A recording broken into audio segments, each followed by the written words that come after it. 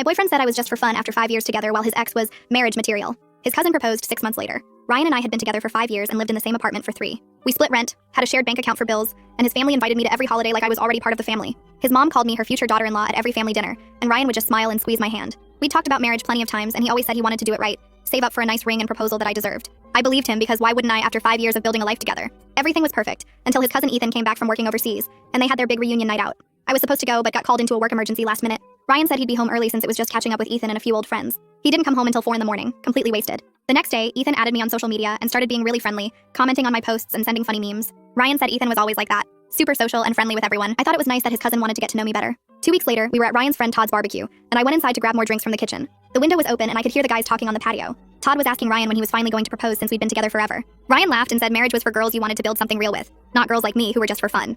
He actually said I was a good time but not wife material. His friend asked what that meant, and Ryan said some girls you date and some girls you marry. And he'd already met the girl he wanted to marry back in college, his first girlfriend Alyssa, who dumped him sophomore year. He said he still checked her social media every day, and that she was the one who got away.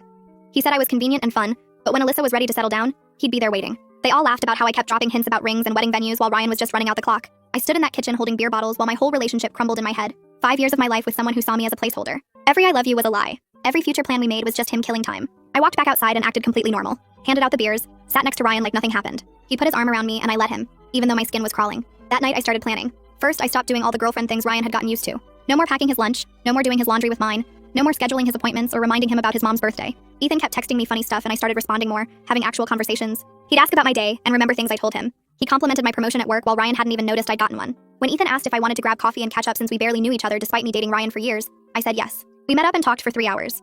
He told me he'd been impressed with how I handled Ryan's family, especially his difficult sister who hated everyone. He said Ryan was lucky to have someone so patient and understanding. I almost cried because it was the first time in months someone had said something nice about me as a partner. We started having coffee every week, then lunch, then dinner when Ryan was working late, which was always.